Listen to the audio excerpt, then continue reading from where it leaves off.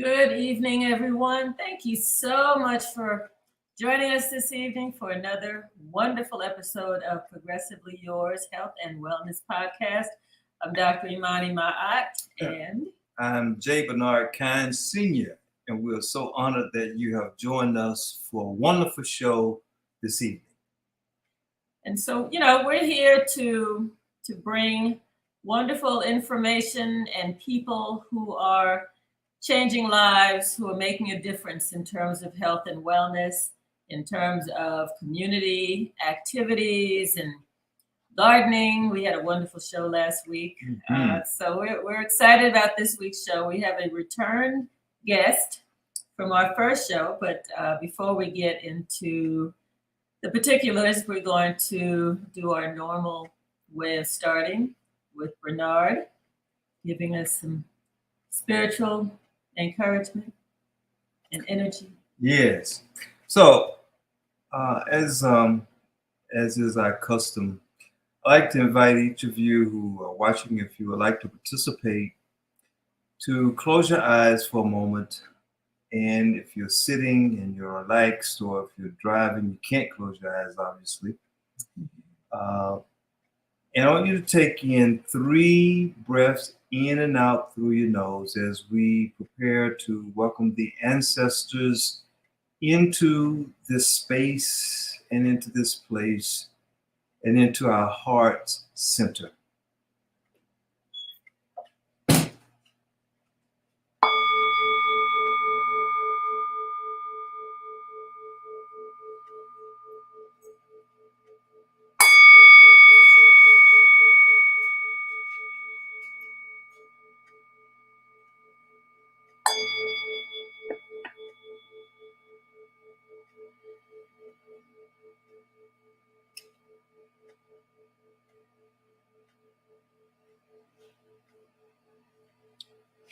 We give thanks to and for our ancestors.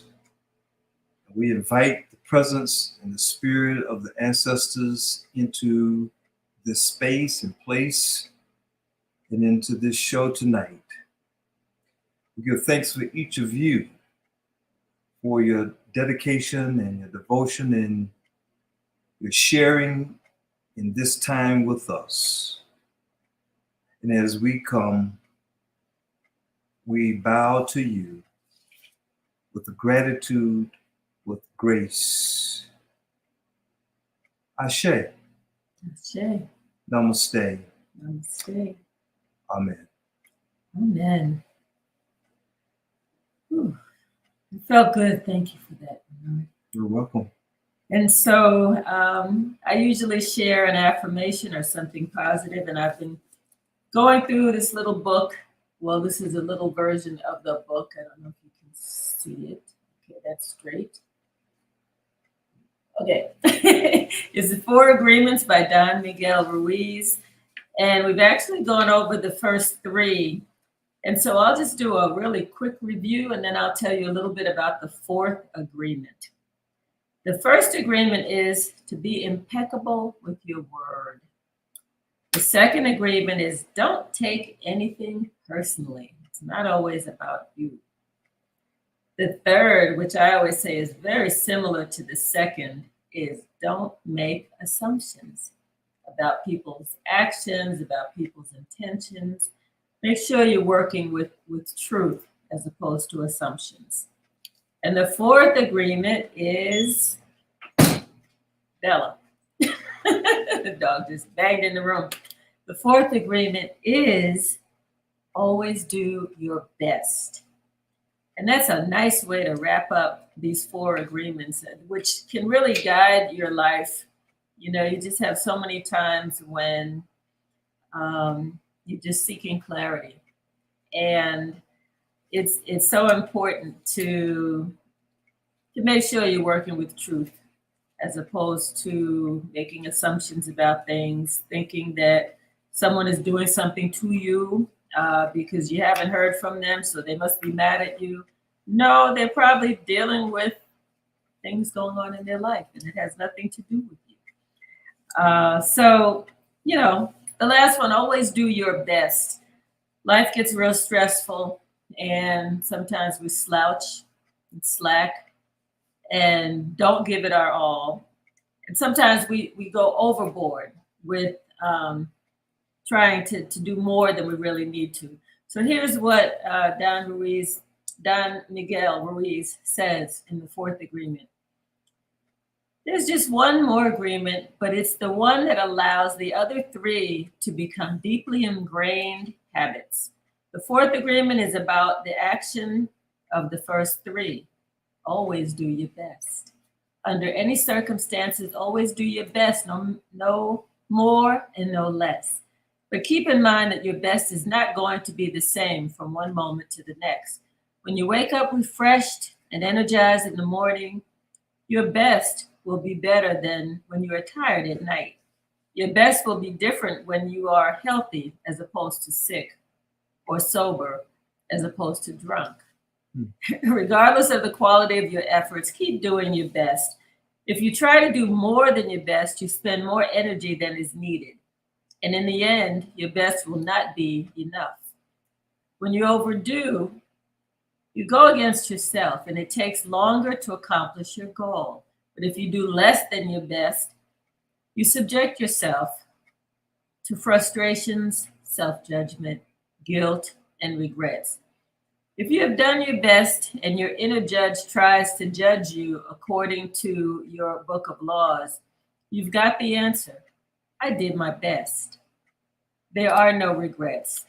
That is why you always do your best.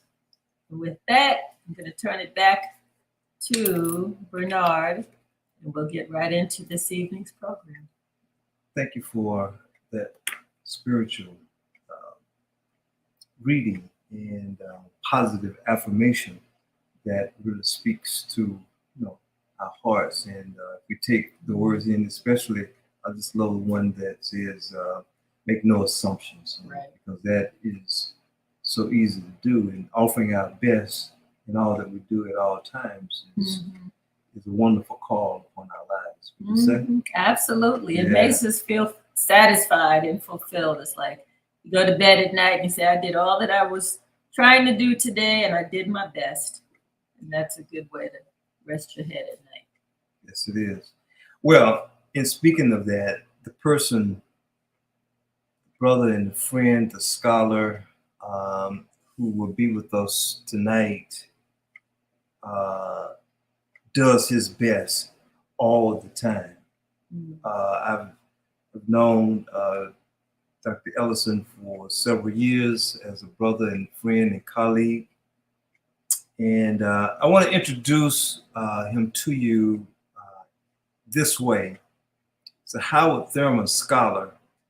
And the way that I think about Dr. Ellison, for me, Greg, can be found in the words from one of Dr. Thurman's books, Meditations of the Heart. Meditations of the Heart. And then I give you kind of the former information about who he is. But when I think of the gentleman who is going to bless us tonight, as we think about health and wellness and conversation and dialogue, mental health, he is the top of the board. He's just the best, and I love him. So I think of him through these words by Howard Thurman. Myself, a high priest of truth.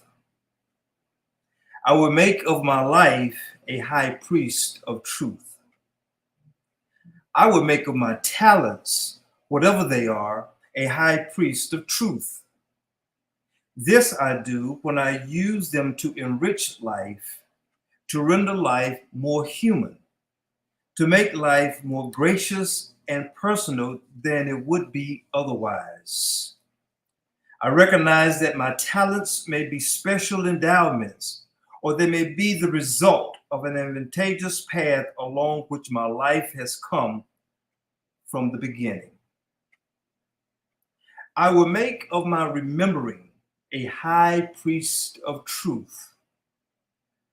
I purpose in my heart that I shall not use my memory to store up those things which fester, poison, or destroy my living, my life, or the living and the life of others. I shall make it my study to preserve my soul in balance and liberty. I will use my memory to store up the excellent things of my experience. In this way, I shall lay up treasures in heaven. I will make of myself a high priest of truth. I will recognize the supremacy of the ideal of God likeness, to which more and more, by God's help, I will give myself.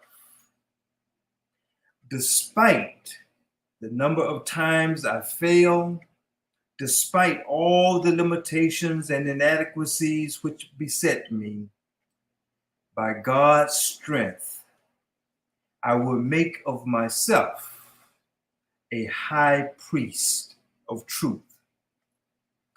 I will make of my life a high priest of truth. Gregory Clark Ellison II, PhD. Gregory is a product of the Atlanta public school system and a prior alumnus of Frederick Douglass High School. On May 10th, 1999, he received his Bachelor of Arts degree from Emory University, where he was inducted into the Emory College Hall of Fame, the first Black male bestowed with that honor. Gregory continued his educational journey at Princeton Theological Seminary as a presidential scholar, where he received his Master of Divinity and PhD in pastoral theology. 10 years after graduating, he returned to Emory to join the faculty of Candler School of Theology. He is currently an associate professor of pastoral care and counseling. In his second year of teaching at Candler, Gregory was awarded Faculty Person of the Year, 2010-2011. 3 years later, Gregory received the Emory William Distinguished Teaching Award, Emory University's most prestigious faculty teaching honor. He is the author of Cut Dead But Still Alive, Caring for African American Young Men and Fearless Dialogues, A New Movement for Justice, and is the editor of Anchored in the Current, Discovering Howard Thurman as Educator, Activist, Guide, and Prophet. He's an ordained Baptist minister who has served on the ministerial staffs at both Methodist and Presbyterian churches. Gregory cherishes most the strong conviction he holds toward family, fraternity brothers, Kappa Alpha Phi, and friends. On June 14, 2003, he married to Antoinette, and is the proud father of Gregory III and Anaya. It is my honor, privilege, and pleasure to introduce to our audience tonight a high priest of truth in the person of Dr. Gregory Clark Ellison II. Gregory, welcome to Progressively Yours Health and Wellness Podcast for the second time and not the last time. Yes, indeed.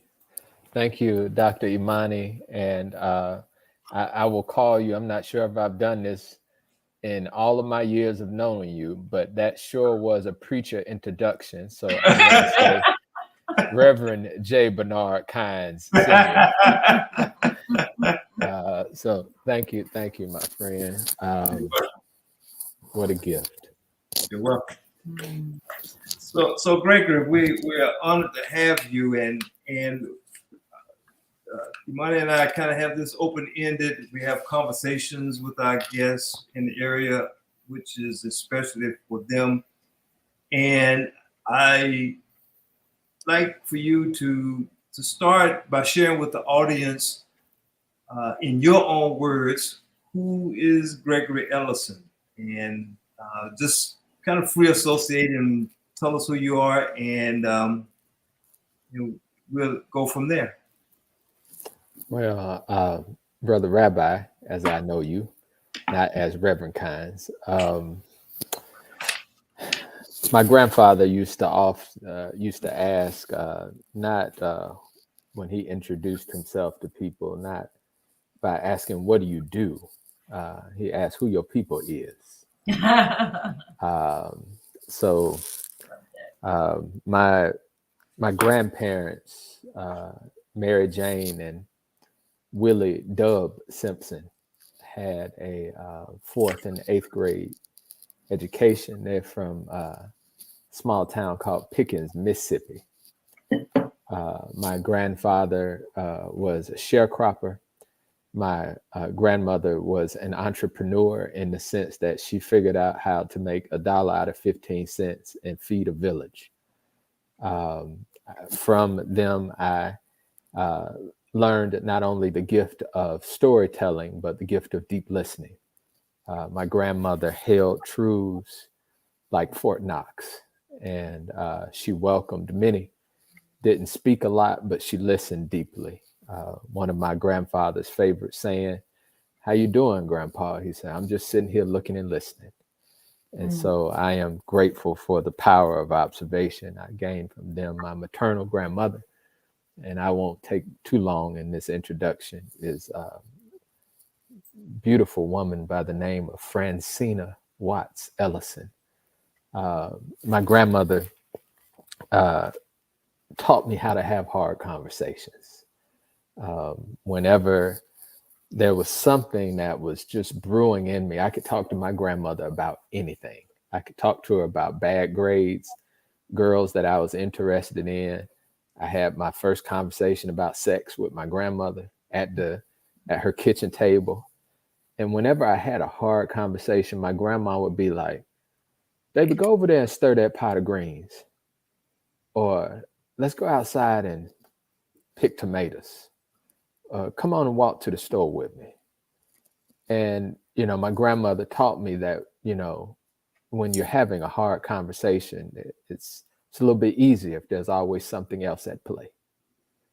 I'm grateful for her wisdom. I am the son of the late and beloved ancestor who walks 8 feet tall in my spirit, Gregory Ellison Sr. He was an accountant and so much more, an activist who actually contributed to the civil rights movement by keeping the books of many of the iconic civil rights leaders who we know and read about and love. My beloved mother is Jeanette, educator for 33 years. She, I recall, and Brother Rabbi has heard this story, she started her 33 year in education, 33 years as an educator, teaching in a boiler room. She taught special education students in a boiler room here in our beloved city of Atlanta. Just imagine teaching students in a boiler room in 90-degree heat, or teaching students in a boiler room that has no insulation in 20-degree weather. And so, though her students were not treated with the kind of care that we should have offered in that day and age. She would come home and just lecture my brother and I that every human being is deserving of dignity and worth. And so for my mother and father and their instruction on how to engage community and to be involved as an activist and caregiver that affords dignity to all people, I give thanks. Finally, I am the proud husband of Antoinette, who certainly keeps me in check. I'm not the smartest one in the house. I am reminded of that daily. And, and I am the father of a brilliant young man, Gregory Ellison, and a beautiful, just absolutely creative genius in Anaya. That's me. Yeah. Thank you. Thank you. Them my people, as my granddaddy would say. Them your people. Yeah. Yeah. So Gregory, tell us some about your work. We can start with Fearless Dialogue. You founded, you organized it, and just take us on a journey and about your giving back, which is related to health and wealth in the context which you offer services to the community and the world, I should say, because you're both international in what you do in helping communities find healing through hard, difficult conversation. Yeah. In order to tell this story, Brother Rabbi and Dr. Imani, I have to kind of cycle back a bit. I started at Emory as a assistant professor in 2009. And during that time, I wrote a book about the work that I did during my doctoral program with young men who are coming out of prison in Newark, New Jersey. And that book came out in 2013, just literal weeks before the Zimmerman verdict. And as you all recall, back in 13, it was a fever pitch. This is pre-Black Lives Matter, pre-Ferguson, pre-George Floyd. And we we were feeling the pain. It was a powder keg, but we had not yet developed the language of Black Lives Matter. And George Zimmerman killed Trayvon Martin. And as a young professor who had written a book about young Black men at Emory, they pushed me out forward, and I was called upon to do several interviews, both in local and national news outlets. And one of the things that I recognized, Dr. Imani, was they would say, "Okay, Greg, you have about 20-ish seconds to kind of share your response to such and such question." And I would start talking, and then about 5 seconds in, someone would cut me off and start yelling at me.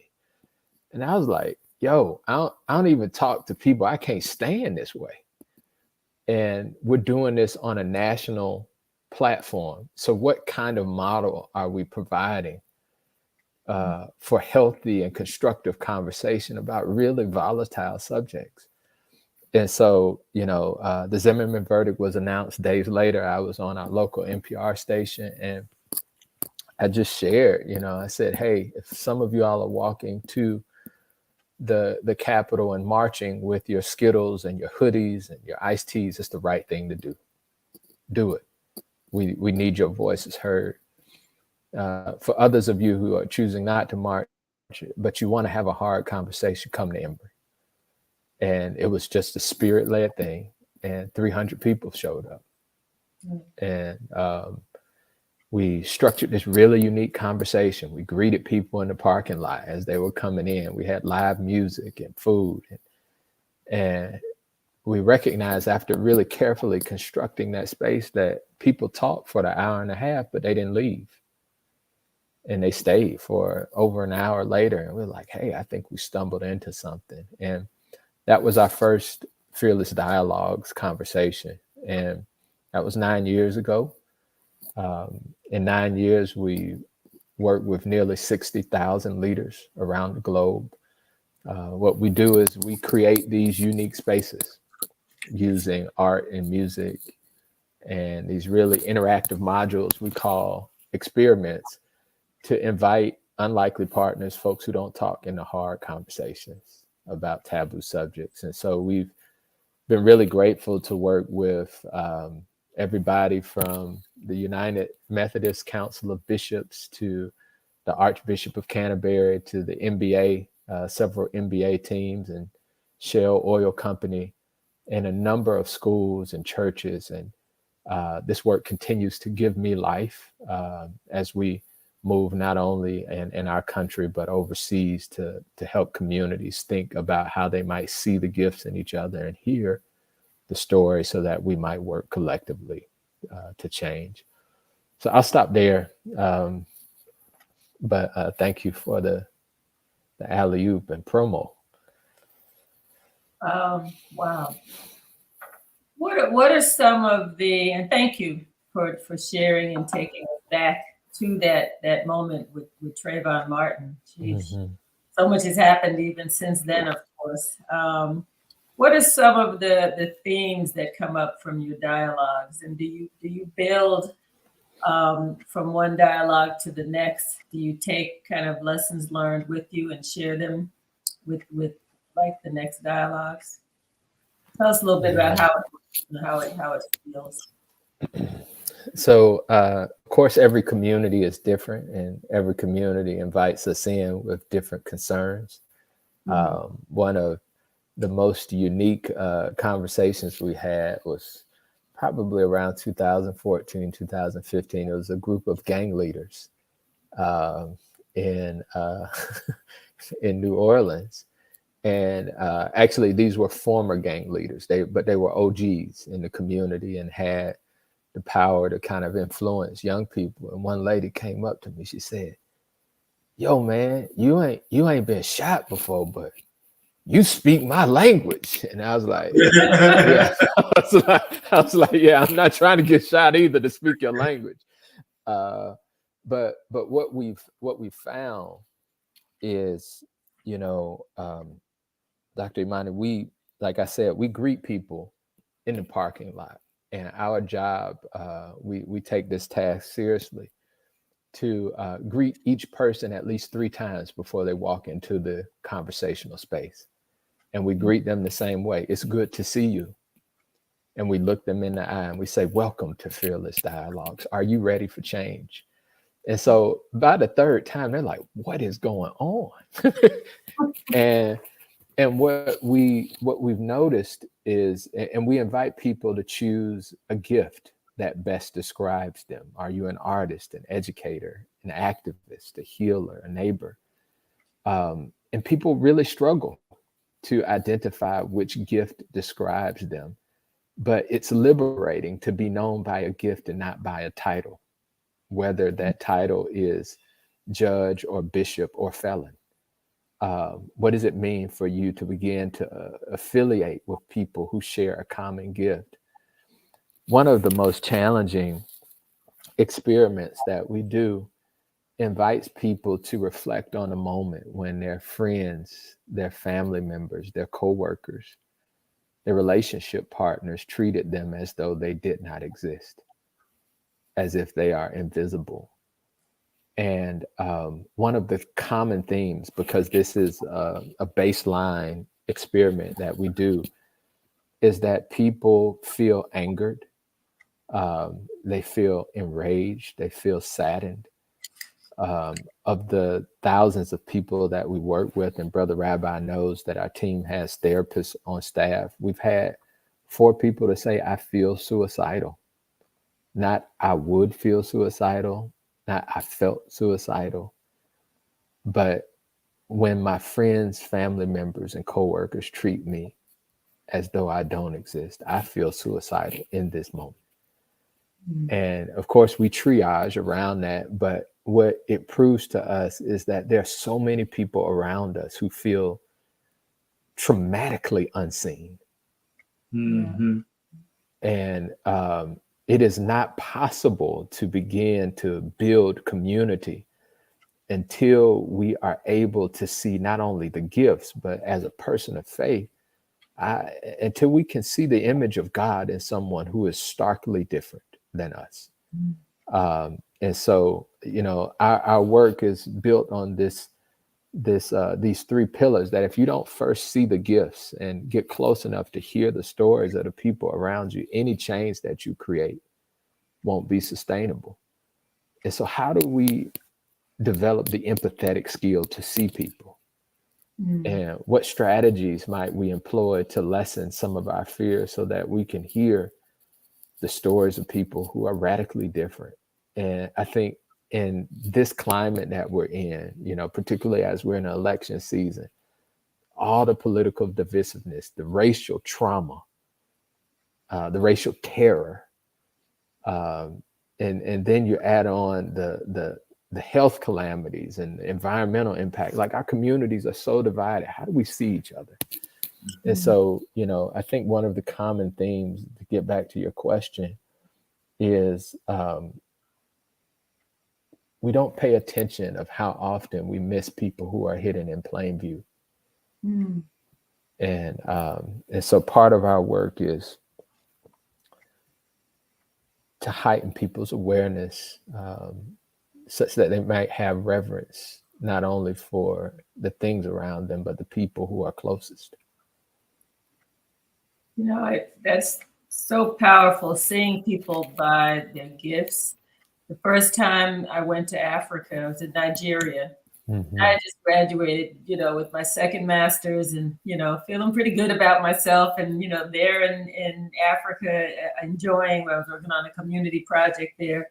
And I remember we met early in the trip. We met some people, and I don't remember if we were in the marketplace or where we were, but they asked us, "What are your gifts? What do you do?"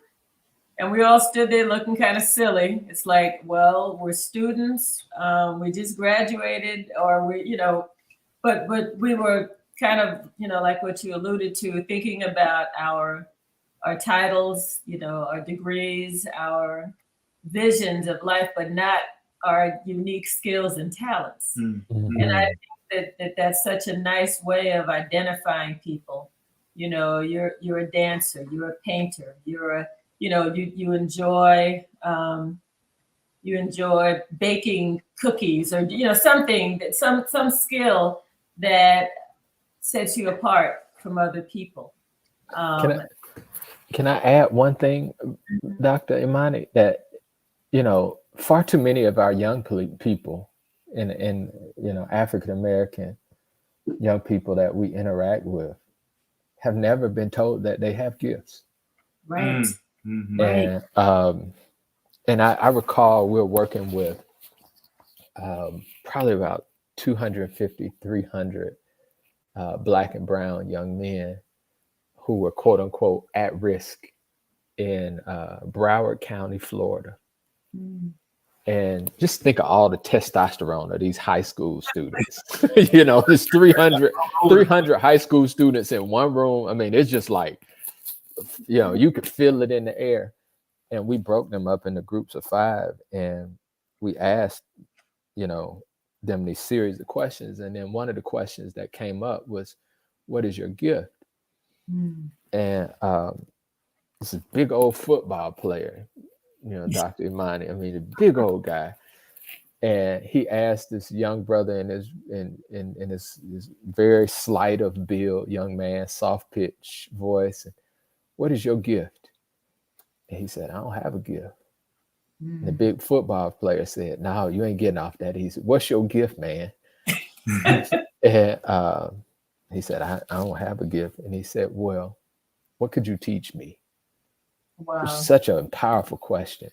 Wow. And the younger, slighter build guy said, I guess I could teach you how to play tennis.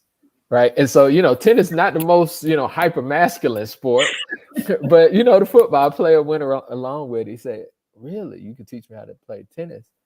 And he said, and you think I would be good at it? And he said, yeah.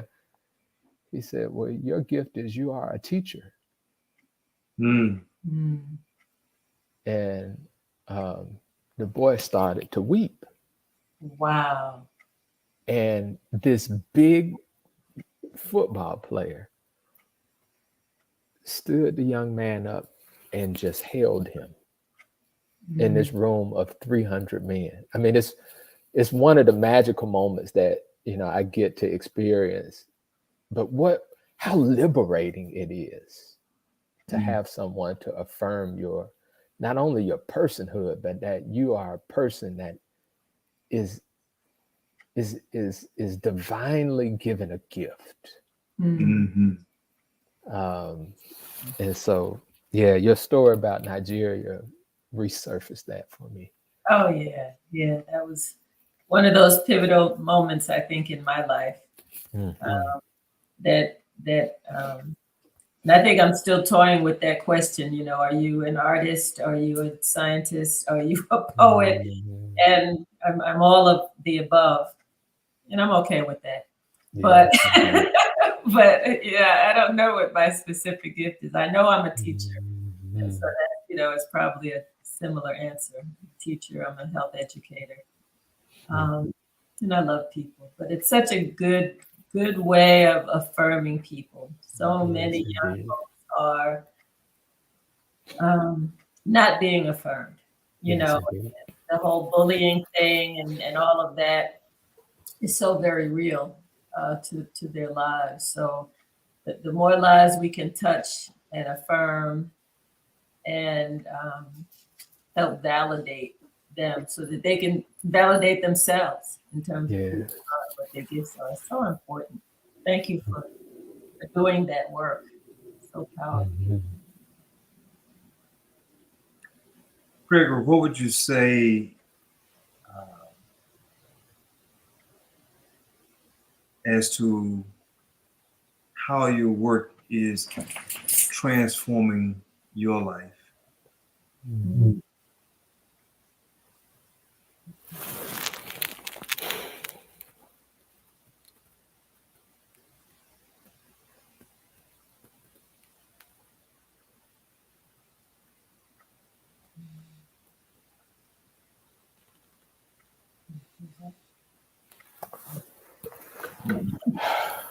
Oh man. I see Bella had to stand up and stretch on that question. She did. You know, I've worked my entire life to become a tenured professor, and I didn't recognize it. You know, I busted my tail in high school to get the best grades, and so I can get into a good college, and I got some ulcers along the way, and had panic attacks and depression in college. Did well to get into grad school, did really well in grad school, had chest tightness, and got to Emory, got a great job, got tenure, have anxiety, good therapist like Brother Rabbi. And then my dad passes, Dr. Imani. And I have to wrestle with the question, do I value myself?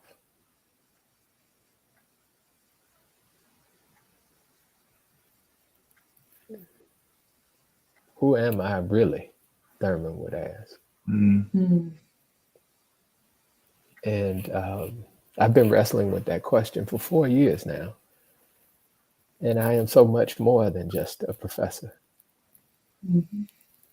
Just like you said, you know, you are a health educator and an artist. I too am a pastor. And I am owning that moniker again after many years.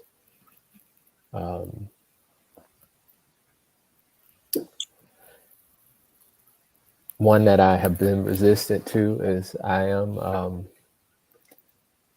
a confidant to leaders, which is a humbling thing for a young Black guy from Southwest Atlanta. Um,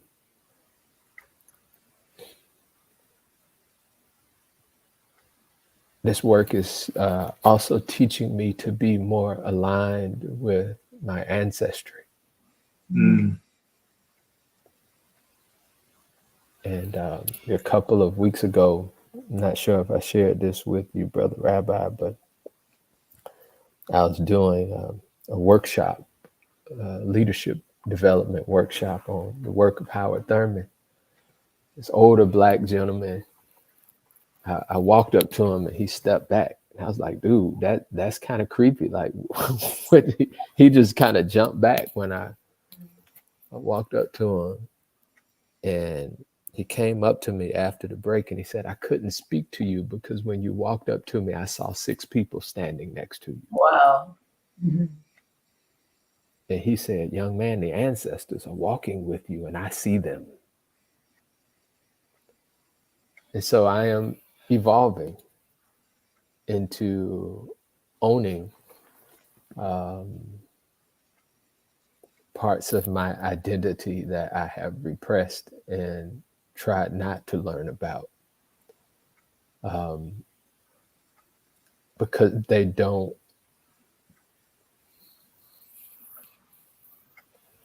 provide the measurements of success that society would deem as most meaningful. Mm-hmm. And so I'm learning to value myself in a new way. Man, I didn't know I was gonna have like this kind of conversation, y'all. I mean, I thought we were just gonna like talk and what is really going on?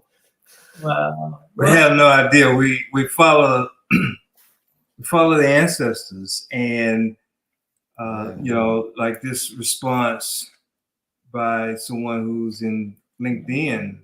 I think in today's world, our young people from 8 to 20 are suffering with their self-worth today. And your response for those who are listening, everyone who is listening and will listen, will connect with the humility and the honesty and the transparency of your sharing. We're about health and wellness of mind, body, and spirit. And we have no idea the direction that we were going to go in terms of what we wanted to ask. We're just trusting the presence of all of our ancestors, because the ancestors, our diamonds, know what others are needing from our show tonight and from you, and we are so grateful. Can you you like you want to say something before I shift to another? I do, right? Because I believe in fearless dialogue, not monologue. So I got a question for you all. Can I ask you a question? Sure, I'll let him answer.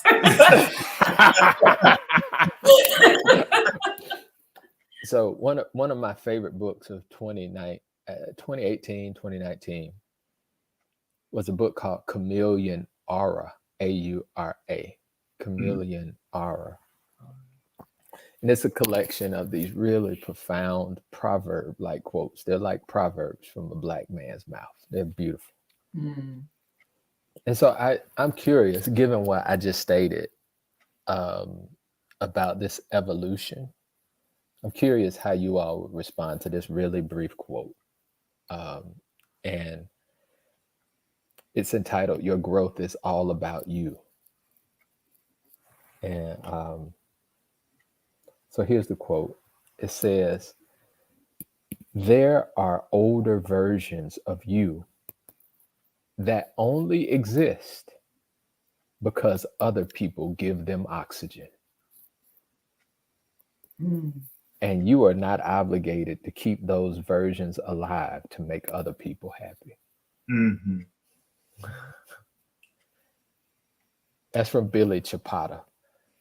I'm curious, Well, how you all hear that.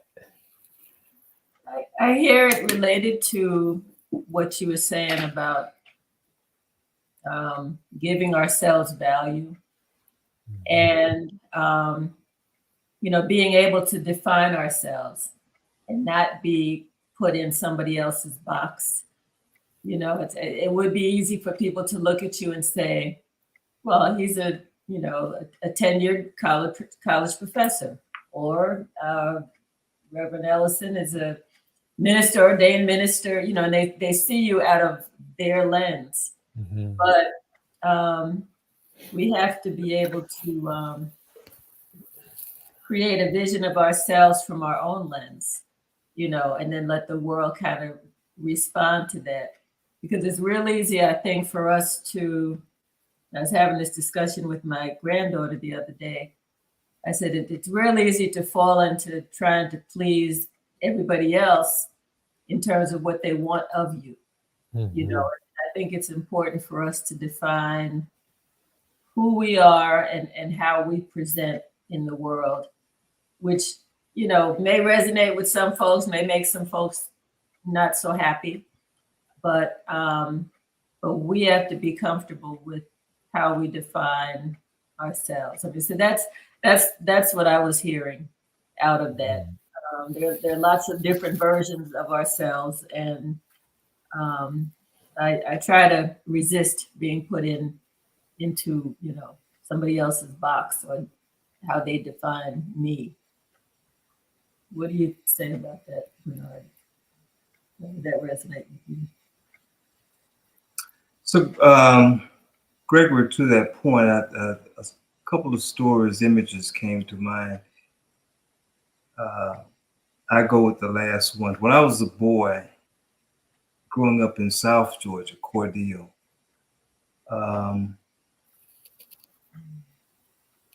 the 15th Avenue block selected me. I was the only boy on the block. And every January 1st, I had 18 homes that I had to visit and walk in every room. And for years, I did that from 8 to probably 14 when I decided I wasn't going to do it anymore. What was what were you doing? I'm going to get to that. Okay. So yeah, I'm like, what is going on? They selected you to walk through their house. Okay. So, I had to be the first. It was early morning almost before the sun would rise. Mama would wake me up. All right, Bernard, go. And I knew what I had to do. And they would give me oranges, a piece of candy, a nickel. And they would be waiting at the door. The women would be waiting at the door for me to come in. One neighbor was a large family, and I would be stepping over people. They would even go into the bathroom. And so one year, this being imposed upon me, and I did it because it was their version of and their idea of who I should be and who to have their needs met. So one year I decided I wanted to come out of this box. I said, Mama, why am I doing this? Why am I doing this? And she said, because we believe that the first male will bring us good luck throughout the year. And so finally, I probably was 13, 14 more than likely. I decided that I was coming out of that box and I wasn't going to do it anymore. And I was walking down the street and one of the neighbors said, we noticed you didn't come to our house this morning. And I smiled and nodded and kept walking, and I still didn't go. There's this kind of social communal conditioning that we internalize very early in life, family, community, church, school, that informs us that our neurons capture to be in other people's box. And at some point, we have to find, however we find it, the courage to step out and embrace the world on our own. We have to take that risk, which is calculated risk, to begin a journey that before we were even, born, we understood, but because on this journey. And that's scary sometimes. Yeah. It's scary most of the time. And oftentimes a way that it has to be done is we have to break away from the internalized parent authority to gain our own authority. When I left to join the Army at 18, I had the sense that Mama Kynes wanted me to be her son, Jose, which I could not be. And I had to make a decision. And I went and joined without telling her that I was going to join. And I was going home and I was anxious that I'm going to tell Mama I don't join the Army. She's going to be upset with me. I said, Mama, I want you to know that I just joined the Army. Gregory, she looked at me and the first thing she said, Bernard, when Jose was in the Army, he had the Army to send me an allotment. So what's her cut? Oh wow, yeah. So we throughout our lives, and it doesn't end to the point of we have to turn inwardly, and we need others. As Winnicott would say, we need a seer to help us see our inner truth and freedom, and recognize that it's worth fighting for.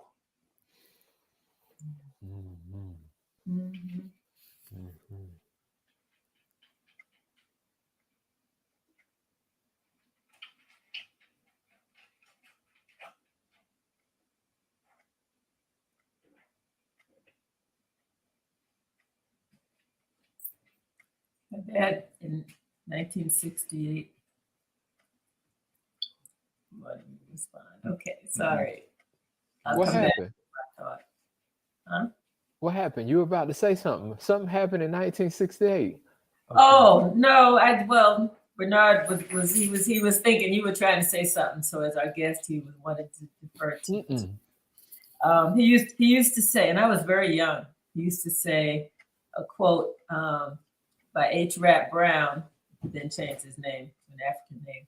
But it used to say, the power to define is the power to control. And I mean, it's just so amazing how just that one little quote has guided me in my life. Because I mean, I took it personally in terms of defining myself.